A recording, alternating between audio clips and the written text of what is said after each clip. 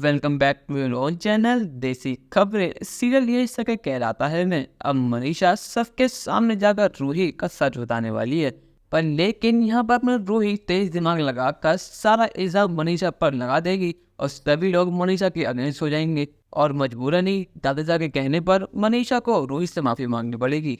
अब रूही अपने कमरे में अरमान के नाम की चुन्नी ओढ़कर खुशी से झूम उठी है। वो खुशी के मारे नाच रही है, गा रही है।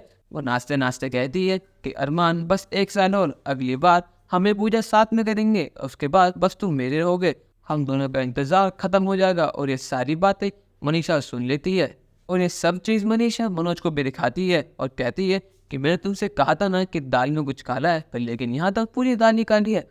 अब तो तुम मानते हो ना कि मैं झूठ नहीं बोल रही थी। यहाँ पर मनोज मनीषा का साथ देते हुए कहता है कि अब तुम जाकर सबको बता सकती हो, मैं तुम्हें पूरा सपोर्ट करूंगा। यहाँ पर मनीषा भागी भागी जाती है दादिशा के पास और जाकर बताती है कि रूही अरमान से प्यार करती है और उसके नाम की चुन्नी ओढ़कर वो नाच रही थी और वो कह रही थी कि अरमान और वो एक हो जाएंगे। विद्या कहती है कि मनीषा तुम पागल हो गई हो क्या, तुम समय तो देखो, यहाँ पूजा का समय हो रहा है और तुम्हें ये सब बातें करनी है और तुम रूही के बारे में ऐसा कैसे कर सकती हो, रूही मेरी बेटी जैसी है और वो कभी भी ऐसा कुछ नहीं करेगी। सब ये रूही की साइड लेते हुए कहती है कि हम रूही को अच्छी तरह जानते हैं, रूही ऐसी लड़की कभी है ही नहीं। अगर उसे अरमान से प्यार होता या किसी और से तो वो हमें पहले बता चुकी होती। वो बेचारी तो आज भी रोहित का इंतजार में बैठी है। यहाँ मनीष जी भी सब पे गुस्सा हो जाते हैं और वो कहते हैं कि मनीषा जी एक कैसा बेहुदा मजाक है, आप मेरी रूही के बारे में, मेरी बच्ची के बारे में ऐसे कैसे बोल सकती है। यहाँ मनीषा कहती है कि आप लोग मेरी बात क्यों नहीं मान रहे हैं, मैं जो कह रही हूँ बिल्कुल सच कह रही हूँ। रूही अरमान से प्यार करती है और केवल इतना ही नहीं, उसने अरमान के लिए एक पेपर पे आई लव यू भी लिखा था, वो भी उसकी राइटिंग में, और मैंने ये सब कुछ अपनी आंखों से देखा है। अगर आप सबको मेरे पर यकीन नहीं है तो आप खुद जाकर रूही से पूछ लीजिए। दादी साहब बहुत प्यार से रूही से पूछते हैं कि रूही असल में बात क्या है। यहाँ पर रूही अपना चालबाज दिमाग लगाती है और रोते हुए कहती है कि मुझे रोहित की बहुत ज्यादा याद आ रही थी, आप सब लोग अपने पतियों के नाम को चुन्नी ओढ़ के बैठे थे और अबीरा अरमान के नाम पे चुन्नी ऐसे छोड़कर चली गई थी। तो जब मैंने ये चुन्नी देखी तो मुझे रोहित की याद आ गई और जब मैंने ये चुन्नी ओढ़ी तो मुझे रोहित का एहसास हुआ।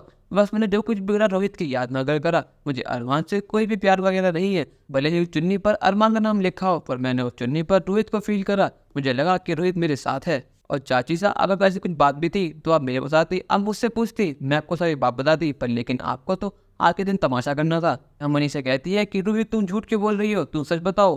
दादी साहब गुस्से में कहती है कि बस मनीषा बस, तुम्हारा बहुत हो चुका है, तुमने पूजा खराब कर दी, तुमने सबका टाइम जाया करा और तुमने रूही पर इतना बड़ा इल्जाम लगाया।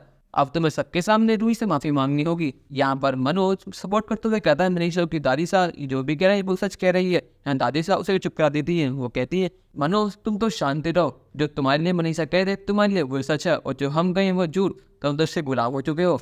रूही की आंखों में देखो, उसकी आंखों में कितना दर्द है, वो आज भी रोहित का इंतजार कर रही है, पर लेकिन तुम दोनों ने मिलकर इसका नाम बदनाम कर दिया। आज तुम दोनों को इससे माफी मांगनी होगी, वो भी अभी के अभी। यहाँ पर मनीषा की सारी बातें उस पर उल्टी पड़ चुकी है। यहाँ मजबूरन मनीषा को रूही से माफी मांगनी पड़ रही है, पर लेकिन रूही जहाँ चालबाजी करती है। वो कहती है कि आप मुझसे बड़ी हैं, आपका अधिकार है मुझे डांटना, मेरे पर शक करना, आपने जो कुछ भी करा गलत सभी में करा, तो इसमें कोई गुस्सा बात नहीं है, तो इसलिए आप मुझसे माफी मत मांगिए। दोस्तों रूही जब चालबाज दिमाग लगाकर यहाँ बहुत अच्छा प्लान खेला है, पर क्या रूही अपना सच कब तक छुपा पाएगी, क्योंकि मनीषा और अबीरा को अब बिल्कुल शक हो चुका है और कुछ ही दिनों में वो उसका पर्दाफाश कर देंगे।